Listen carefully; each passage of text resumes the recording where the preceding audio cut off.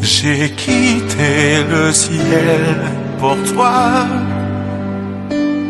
J'ai connu ta misère extrême, perdu mourant loin de moi, ignorant mon amour suprême. Je suis ton sauveur, ton ami. Reviens à moi dans ta tristesse. Oh, sois sauvé dès aujourd'hui, et tu chanteras d'allégresse. Jean-Marc et Jean-Claude sommes très heureux de te retrouver pour ce deuxième volet et un rapport avec les Jeux Olympiques de Paris. Le thème de ce jour est la femme de l'Apocalypse. Nos références sont Apocalypse 18, versets 4 à 12, Apocalypse 18, versets 4 à 12, Daniel 5, les versets 1 à 9, puis 22 à 30. Je reprends. Apocalypse 18, les versets 4 à 12, Daniel 5, versets 1 à 9, puis les versets 22 à 30. Juste avant, prions. Éternel notre Dieu, Créateur des cieux et de la terre, nous venons vers toi en cet instant, car la joie remplit nos cœurs. Nous venons vers toi parce que, à travers ces Jeux Olympiques de Paris, lors de la cérémonie d'ouverture, l'ennemi a clairement indiqué qu'il est l'architecte, le bâtisseur de cette manifestation. Seigneur, toute personne sensée qui a vu la représentation du veau, le cheval de l'Apocalypse que nous verrons prochainement, mais surtout le service de communion spéciale, des thèmes qui viennent de la Bible. Seigneur, nous avons la certitude que toutes celles et ceux qui te cherchent de tout leur cœur se laisseront trouver. Alors cet esprit, merci de nous diriger une fois de plus, nous t'en prions, au nom de Jésus et pour ta gloire éternelle. Amen. Dans beaucoup de pays, l'on célèbre ce qui s'appelle le service de communion. À l'origine, Jésus lava d'abord les pieds des disciples, puis les sécha. Il vint vers Pierre qui dit, Seigneur, toi jamais, tu me laveras les pieds. Ah non, pas moi, du tout. Les autres ont accepté, mais pas moi. Et Jésus lui répondit, si je ne te lave, tu n'auras point de part avec moi. C'est indispensable que je lave tes pieds. Toutes les fois qu'il y a un service de communion, les pieds doivent être lavés d'abord. Si d'aventure on te propose un service de communion sans lavement des pieds, tu es sûr que c'est contraire à la parole de Dieu. Et si c'est contraire, tu sais qui est à l'origine. Ensuite, le pain, il a prié, béni, il rompit, il donna à tout le monde. Le vin, il a prié, il a donc béni, et tout le monde a bu. L'acteur principal, celui qui a tout dirigé, c'est Jésus de Nazareth. Là, pour les Jeux Olympiques, c'était une femme. Pourquoi? Tu me diras la parité? Mais non, sois sérieux, un instant, là, cesse de blaguer. Vois-tu, toutes les fois que Dieu met en place quelque chose, le diable donne le contraire. Mais c'est pas par hasard qu'il a donné une femme. À travers cette représentation, la bête de l'événement, comme indique le président, cette bête-là, qui est-elle? C'est une femme. Cette représentation était là pour te préparer déjà à accepter la bête qui vient. C'est une femme. Prenons la Bible dans le livre de Apocalypse chapitre 18 et nous lisons les versets 4 à 12. Apocalypse 18, versets 4 à 12 déclare: Et j'entendis du ciel une autre voix qui disait: Sortez du milieu d'elle, mon peuple, afin que vous ne participiez point à ses péchés et que vous n'ayez point de part à ses fléaux. Car ses péchés se sont accumulés jusqu'au ciel, et Dieu s'est souvenu de ses iniquités. Payez-la comme elle a payé, et rendez-lui au double selon ses œuvres. Dans la coupe où elle a versé, versez-lui au double. Autant elle s'est glorifiée et plongée dans le luxe, autant donnez-lui de tourments et de deuil, parce qu'elle dit en son cœur: Je suis assise en reine, je ne suis point veuve, et je ne verrai point de deuil.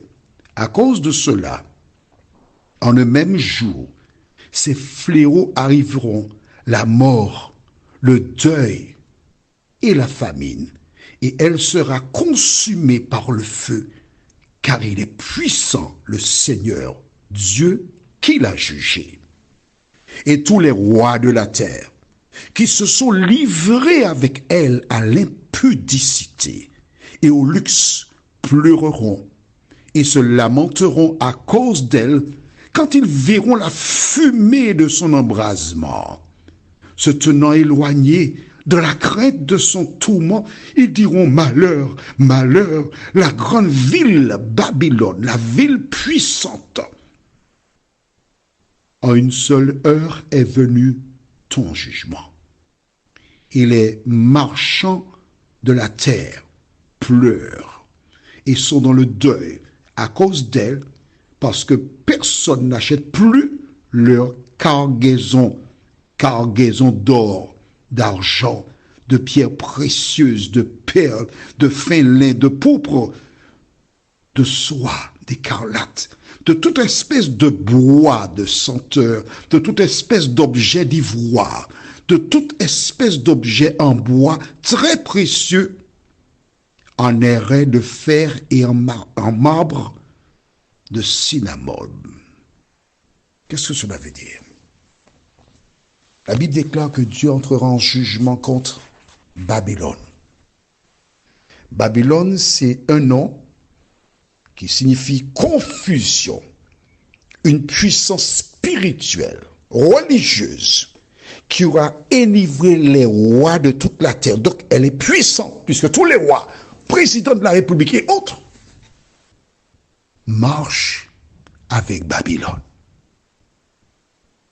Qui est Babylone? Je ne te dirai pas, lis ta Bible, tu vas découvrir tout seul. Mais elle régnera sur la terre, et elle est sur le point de régner. Et c'est pour cela que tu as vu une femme. Qu'arrive-t-il lorsqu'on se moque de Dieu, ou du moins lorsqu'on essaie de se moquer de Dieu? Allons au livre de Daniel, chapitre 5, et je lis à partir du verset 1er. Daniel 5 à partir du verset 1er. Tu as trouvé? Le roi Belshazzar donna un grand festin assez grand, au nombre de 1000, et il but du vin en leur présence. Belshazzar, animé par le vin, fit apporter les vases d'or et d'argent que son père Nebuchadnezzar avait enlevés du temple de Jérusalem, afin que le roi et ses grands, ses femmes et ses concubines s'en servissent pour boire. Je m'arrête ici, garde la page. Nebuchadnezzar avait fait une razzia à Jérusalem. Des coupes qui avaient été consacrées à Dieu, il les a récupérées et placées dans son trésor. Jusque-là, d'accord, c'est la guerre. Sauf que, en son absence, Belshazzar a décidé de prendre les coupes consacrées à Dieu, des choses sacrées, pour boire dans les coupes du vin avec ses concubines, ses grands. Que s'est-il passé? Lisons la suite. Verset 4. Ils burent du vin et ils louèrent les dieux d'or, d'argent, d'airain, de fer, de bois et de pierre, des idoles, des matériaux de construction pour Dieu. Verset 5. En ce moment apparurent les doigts d'une main d'homme. Et ils écrivirent en face du chandelier sur la chaude de la muraille du palais royal. Le roi vit cette extrémité de main qui écrivait. Alors le roi changea de couleur et ses pensées le troublèrent. Les jointures de ses reins se relâchèrent et ses genoux se heurtèrent l'un contre l'autre. Le roi cria avec force. Qu'on fit venir les astrologues, les chaldéens et les devins. Et le roi prit la parole et dit aux sages de Babylone: quiconque lira cette écriture et m'en donnera l'explication sera revêtu de pourpre, portera un collier d'or à son cou et aura la 3e place dans le gouvernement du royaume. Tous les sages du roi entrèrent, mais ils ne purent pas lire l'écriture et en donner au roi l'explication. Sur quoi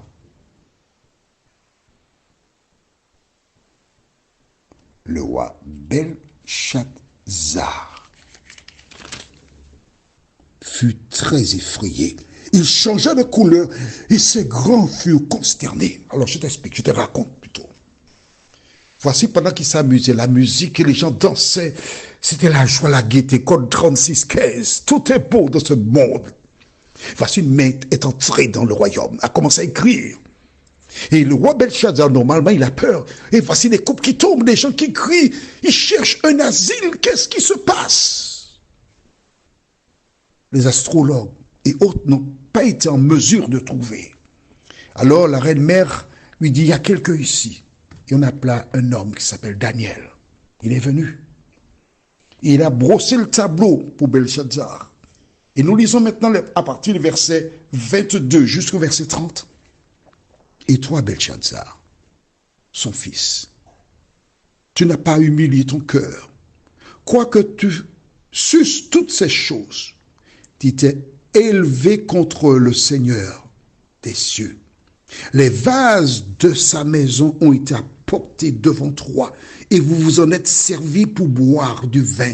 Toi et tes grands, tes femmes et tes concubines. Tu as loué les dieux d'argent, d'or et d'airain, de fer, de bois et de pierre. Donc des idoles qui ne voient point, qui n'entendent point et qui ne savent rien. Et tu n'as pas glorifié le Dieu qui a dans sa main ton souffle et toutes tes voix. Tu vois les idoles? C'est pas d'aujourd'hui que ça existe.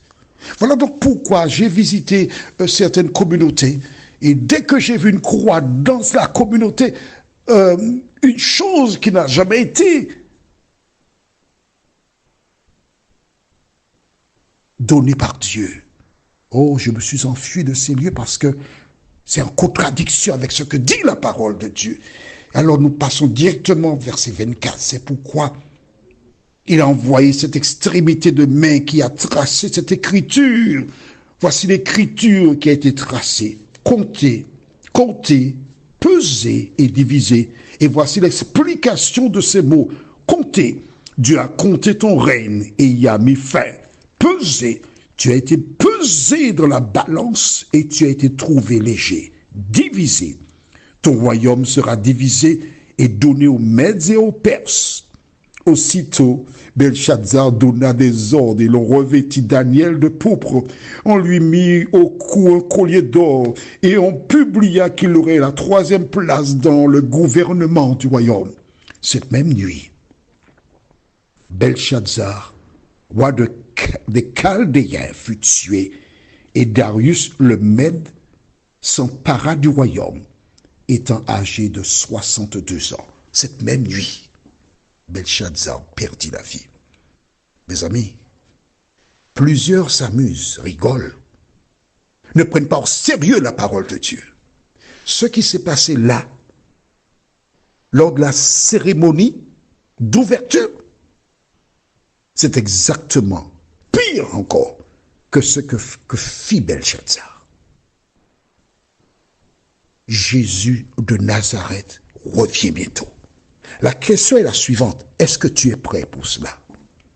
Je voudrais te citer une strophe de cantique que j'aime énormément qui dit « J'ai quitté le ciel pour toi. J'ai connu la misère extrême, perdu, mourant loin de moi, ignorant mon amour suprême. Je suis ton sauveur, ton ami. Reviens à moi dans ta tristesse. Oh, sois sauvé aujourd'hui et tu chanteras d'allégresse. » Prions.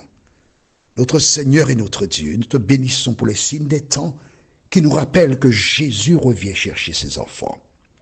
Merci de bénir chacun d'entre nous et aide celles et ceux qui ont une petite connaissance à se réveiller, car l'heure est grave.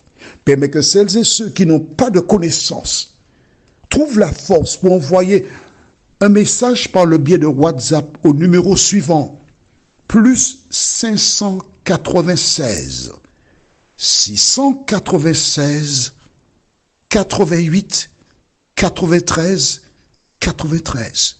Ce numéro est là spécialement pour toutes celles et ceux qui veulent connaître la vérité.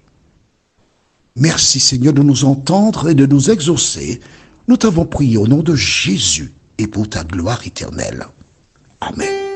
Que l'Éternel continue de te bénir et à très bientôt. J'ai subi la croix pour toi. Je suis mort pour ta délivrance. Si tu voulais croire en moi, je te remplirai de puissance. Je suis ton sauveur, ton ami. Reviens à moi dans ta tristesse.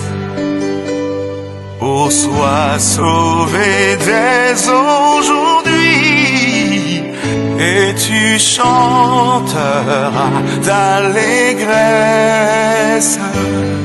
Alléluia.